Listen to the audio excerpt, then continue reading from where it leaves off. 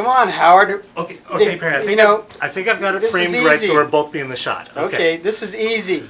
You know, they did 100 of these. We can at least do one. Okay, okay, here we go. We'll cut all that out in post. Okay. Right. You're right. Hi there, and welcome to the brand new, all different Comics Should Smell Good. I hope. It's your line. Oh, it's my line? Yeah. I forgot my lines. I This told you we're just ad-libbed. Okay, here. This is the way we're going to do it this week.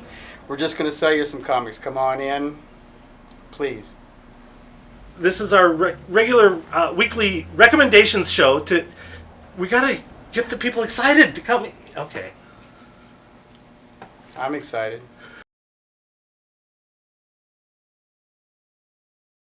Boom! Surprise! Ha-ha! We're back! You can't keep a good comic down. Nope. Or a Comic good monkey. comic show. Thing. Whatever. Yeah. Yeah. But we have not been stopped by cancellation. No, just like Family Guy, we have risen from the grave and proceeded to come back 10 times worse. Yes, like Jean Grey, but, big as Peter. Yeah. Big Jean Grey Peter? That'd be kind of weird. But here we are, broadcasting from a secret location among dusty, old, unmentionable things. Like Batman Forever mugs. And Fantagraphics old porn. That's right. You know the stuff. That's right. But yeah, Perry doesn't know we're doing this. We're just gonna quick here, try and give you some comics, to make sure that, you get your fill. We're not gonna let the man keep us down. I know you suffered without us last week. I know. I mean, God, what did they buy? I have no Nothing. idea, right? Probably nothing. They don't know what to buy without us. It's true. Speaking of things you should buy, definitely, so you can know what the heck is going on in Marvel. I caught myself there. Axis number 3. This is the end to the book 1. This is the Red Supremacy, which of course Wait, sees... so there's books in the issue? Yeah. This is book 1. Book 2 is 4, 5, 6. See how they're doing that? Mm-hmm. It's actually just the end, it looks like, of the Red Onslaught storyline. But of course, the solution to the problem, since it's only 3 issues in, creates more problems for everyone. It's great.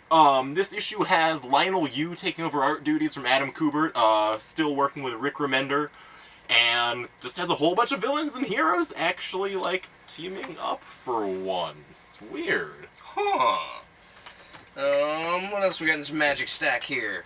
We've got Colder, Bad Seed #1, Juan Ferreira, and Paul Tobin, the team that's bringing you the Prometheus comic as well, actually. And this is the second series of Colder, though you don't have to read the first one. If you didn't, they've got this nice little recap thing here.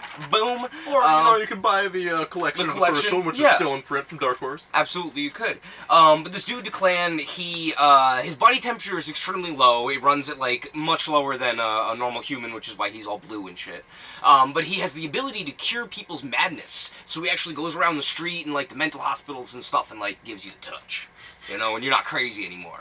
But really great colors and really, really, really creepy little things. Lots of eyeballs from Juan Ferreira. Really, really great artist. I love Also, his you'll stuff. never look at anyone's fingers again the same yeah, way. he's got a lot of finger problems. Oh. Speaking of. Huh, yeah. Funny, finger problems here with Edward Scissorhands #1. This is by the team of Kate Leth and Drew RAUSCH. Really fun cartoony art here, picking up 50 years after the original movie. 50. Now, I'm not a true child of the 90s, apparently, because I've never seen Edward Scissorhands, but I guess, did that take place in the 50s or something? No, I didn't really get that. They talk about CD players in it. I watched it recently, so if there's talk about CD players and stuff, it's got to be late 80s, kind of early 90s, but, yeah, I don't know. It doesn't seem very futuristic for 50 years. But it is 100% licensed and official canon until someone comes along and decides it's not. Oh, I'm not talking about that. I will talk about a book I'm very excited for. Deathstroke #1 by Tony Daniel. Whoa! Oh, can Deathstroke. you feel it's like Deathstroke? Oh God, I feel like I'm being stabbed over and over in the eyes. And you will when you read the comic. But yeah, basically Deathstroke is, super popular now. You probably saw him on that TV show. Arrow. Maybe. Maybe. He's also in that animated movie, and that video game, and that other video game. Yeah, you know, maybe they're trying to use him for stuff. But yeah, this is like Tony Daniels', I don't know, he's got a thing for Deathstroke. Pretty much his dream book. I mean, the dude came up in, like, 90s Image. Yeah. But new #1, 2 covers, but you know, you want the gritty, dark Tony Daniel cover. Oh, see, Deathstroke, Deathstroke. Oh, God. Also, out of DC, slightly less gritty, far more poppy, actually. This is Multiversity The Just, #1. This takes place on Earth 16, sort of, following up on the old school Super Sons idea, but, in this case, of course, being Damien and Chris Kent. Also, Con-El is just hanging out here being not a real Super Son, all schlubby, going, you know, sort of the Shia LaBeouf route here.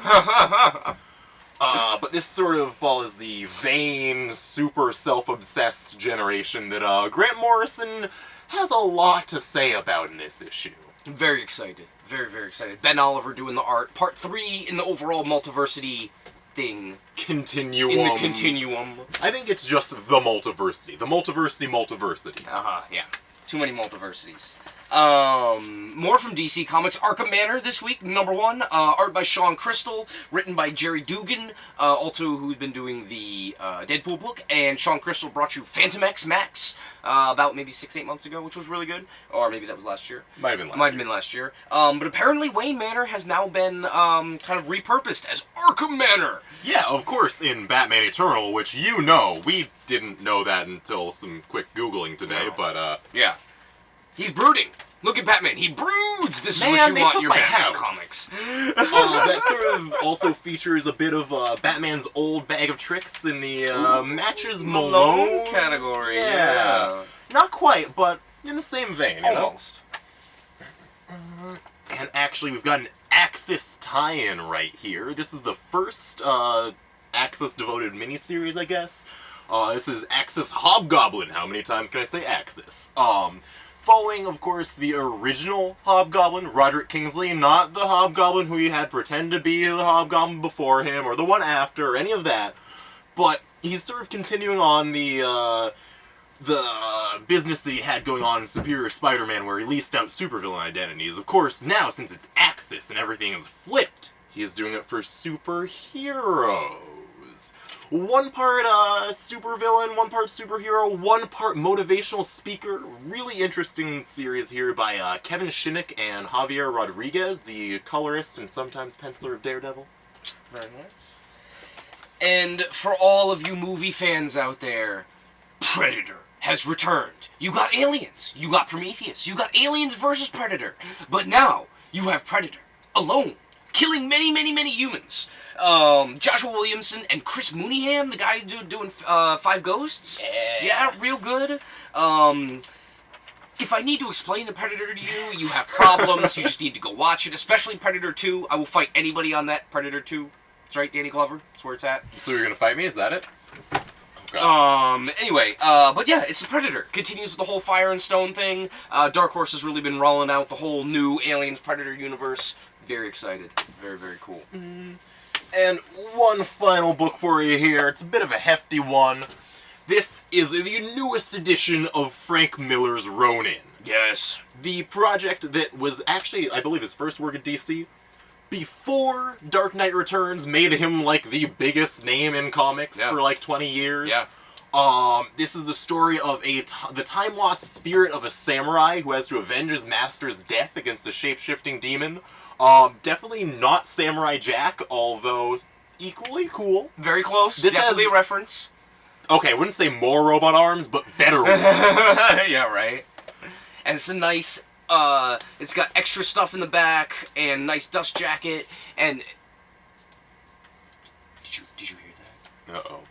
I think Perry's coming. Oh, shh. All right. We'll see you guys next week. Shh.